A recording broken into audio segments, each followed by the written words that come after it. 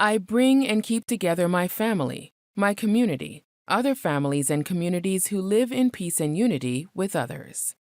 I am unity. Today is our third discussion of the universal law called I am unity. It is one of the 11 universal laws represented by the guiding principles of peace and unity. In this discussion, we will analyze racism, which is one of the violations of I am unity. Normally, we would organize debates and discussions around the violations of the guiding principles of peace and unity. But racism is different because most rational people know its manifestations are objectively evil. We won't debate it. But how it operates is not well defined or understood. More important, as Black people, we must have a correct understanding of it and an effective way to address racism because it is primarily directed at us. But before we begin talking about racism, let's put all of this into context. There are three areas critical to the success of the Black community in Africa and the African diaspora. They are culture, education, and economics. In this video series, we continue to examine issues and concepts related to creating a culture to develop self-love, which those who care about the Black community may examine and consider. As usual, we will define culture. We must define it because most of us have wrong ideas about culture. We think culture is the music we listen to, or the style of clothing that we wear, or our celebrations and holidays, or whether we eat with a fork, knife, or spoon, or eat with our hands. Those things and activities are not culture. Culture comes from the word cultivate, which is related to the domestication and growth of plants. Culture is like a gardener who cultivates a young plant by tying it to a stand for support, putting it in a certain location, and watering it. The gardener does that to foster the growth of the plant to become tall and strong, so it does not grow bent and crooked, so it does not become a weed. The gardener does this with labor, care, and study to ensure that her plants are the best. Culture is a system to cultivate and civilize our people. This is done by tying people to universal laws and standards of behavior based on a foundational premise: do good, do no harm. So we will grow strong, not bent and crooked. If you care about the children, women, and men of Black communities, you will use labor, care, and study to make sure that they are at their best. Tie yourself, your family, your people to the universal laws called the guiding principles of peace and unity. I meditate to relax in all situations. I am peace. I bring and keep together the families and communities who live in peace and unity with others. I am unity. I learn how to learn. I am knowledge. I create for myself, my family, and my community. I am power. I obey the laws of my family and community that are in harmony with peace and unity. I am law. I do no harm to my family, other families, or my community. I am protection. I choose the feelings, thoughts, and actions that are in harmony with the principles of peace and unity. I am control. I have fun and work with my family and my community. I am cooperation and harmony. I am careful about what I believe. I accept ideas and beliefs that are in harmony with these guiding principles. I am correct ideas and beliefs. With all my heart, I take care of my family, other families, and communities that are living according to the principles of peace and unity. I am devotion. I keep a clean body. I have clean habits. I eat healthy food. I exercise. I care for my environment and planet. I abuse no substance or drug. I am strength.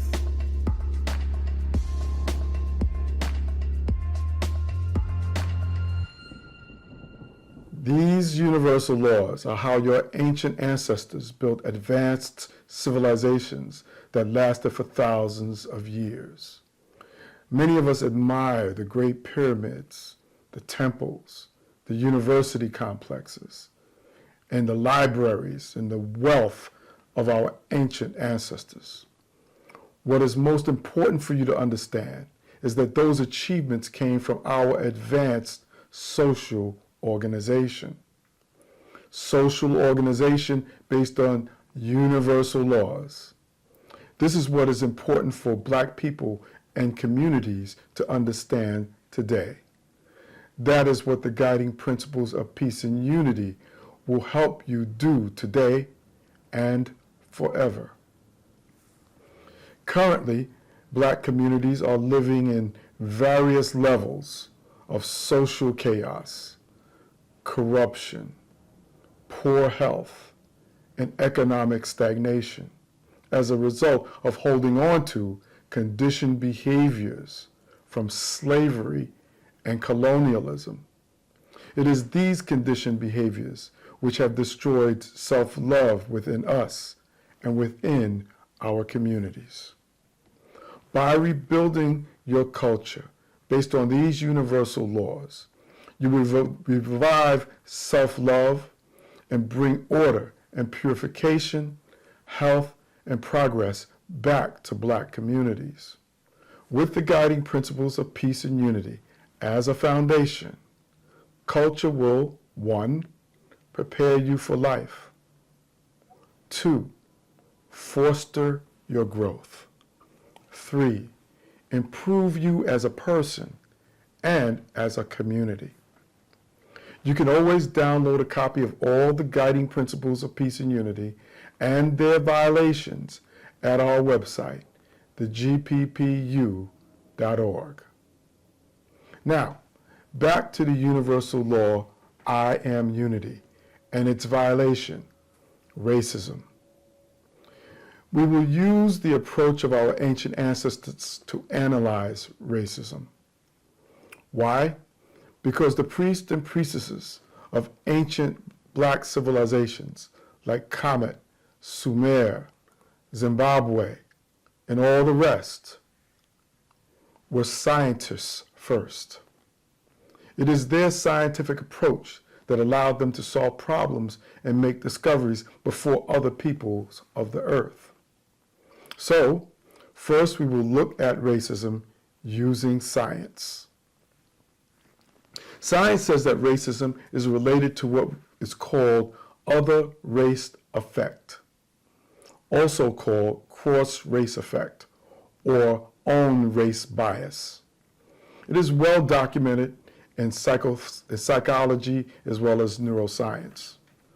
Other race effect means that people are generally better at recognizing and distinguishing faces from their own racial or ethnic group than from other racial and ethnic groups. This happens when we are not accustomed to being around or interacting with people from other racial groups. You've heard people say, "They all look alike to me." That is not racist or really problematic. That is other race effect. That is how your brain works. Science also says that your brain automatically categorizes people by shape, sex, color, and that it recognizes faces in milliseconds. That is not racist either. It is just how your brain works. Your brain also has automatic threat detection systems based on context and whether a face is from your group or from outside your group. This threat detection system includes the amygdala, the hippocampus, and other brain centers. But scientists also say that there's no racist part of the brain. This is just how your brain works. But there is a point in which things become problematic because there is a social learning component involved in teaching about potential threats. What scientists do agree on is that these natural brain functions must be conditioned and learned to be activated in response to people of a specific color or ethnicity. Racism must be taught. If children and young people are taught negative associations to sex or color or a group, these neuropsychological brain functions will be conditioned to automatically connect and respond to those negative associations. What does that mean? It means that you have to be taught racism. Negative associations with people of color and ethnicity are digested by the subconscious mind at the morning breakfast table, at the school lunchroom table, at the dinner table, by trusted parents, teachers, aunts, uncles, and peers, or other trusted information sources like social media. Why is racism evil? It is evil because you're taught and conditioned to see only a person's skin color. You have no idea if that person is good or bad. You have no idea if he, she is a potential doctor who will cure cancer, or a megalomaniac who will destroy a whole nation so he can rule over the ashes. You are responding only to their color or ethnicity. Let's look at it from the other side. You're a child born into this earth. You're happy, playful, intelligent, curious, creative. You love life. You love it so much you jump, hop, and skip through it with a smile on your face almost every single day. Every morning is a new adventure for you. You see people as people. You see yourself as just people. Then a racist in your town, in your school, in your government decides that based on your skin color, you will be denied opportunity for education, employment, or a chance to make a positive contribution to our world. You are regulated to a substandard education, denied employment. Efforts are made to limit any of your creative efforts and endeavors. The racists justify this by saying that you are inferior because of your color, when what you are is disadvantaged because they have put you in a position of disadvantage by denying you the opportunity. These racists would even beat, maim, mutilate, hang, burn, murder you for even trying to make efforts to endeavor. Your inner worth means nothing to a racist. This is what racism does to a happy child. Yes, racism is an evil scourge on our planet, and racists are consciously or unconsciously practicing evil. This is why racism is a violation of the universal law, I am unity. This is why it is one of the few violations that cannot be debated. But as a Black people, what should be our response? Because racism is primarily directed at us. The correct and effective way is by living according to a culture of universal social laws represented by the guiding principles of peace and unity and its foundational premise: do good, do no harm.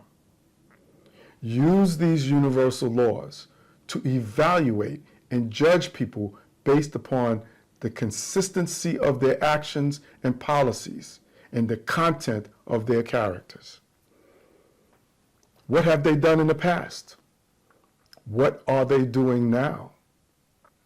Using these universal laws and the premise, do good, do no harm, will allow you to be clear-eyed when you evaluate people, will allow you to internally withdraw from them mentally and emotionally if they are racist, will allow you to withdraw from them material support when it's necessary. Your survival and prosperity depend on you giving no support to racism and to racists. Avoid spreading your money or spending your money with racists or with organizations or businesses that demonstrate racist policies and practices. Most important, teach your children to reject racism and racists.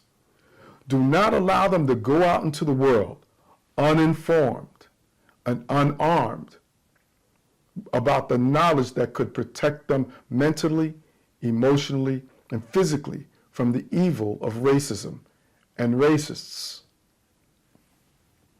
We will continue this important topic in the next I Am Unity discussion. You can always watch our previous I Am Unity discussions on our Facebook and YouTube pages. Watch the following video about Martin Luther King Jr. It's about the Higher Self Awards. It will show you an example of how to create a culture of self-love based upon the universal law called I Am Unity.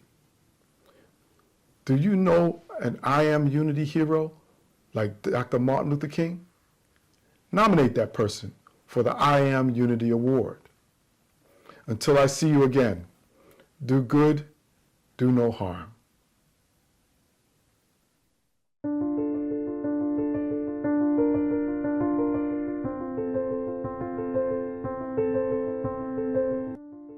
Discover the spirit of unity embodied by Martin Luther King Jr., a true champion of the I Am Unity Award, one of the Higher Self Awards. As a civil rights leader, King led the movement from the mid-1950s until his assassination in 1968, leaving a legacy of profound achievements. His leadership in the Montgomery bus boycott marked the first nonviolent bus boycott, lasting 382 days and leading to the Supreme Court ruling against segregation on public buses. At the March on Washington in 1963, King delivered his iconic "I Have a Dream" speech, drawing over 250,000 people, advocating for equality and justice. King's protests were key in passing the Civil Rights Act of 1964, dismantling legalized racial segregation in the U.S. In 1964, King became the youngest Nobel Peace Prize laureate, recognized for his commitment to nonviolence and equality. Through the Southern Christian Leadership Conference, King provided leadership, using nonviolent tactics to advance civil rights. Honor those who, like King, strive to bring people together in harmony. Nominate your hero for the I Am Unity Award today. This award celebrates achievements in community organizing, conflict resolution, and diversity advocacy. Nominate a hero at higherselfawards.org.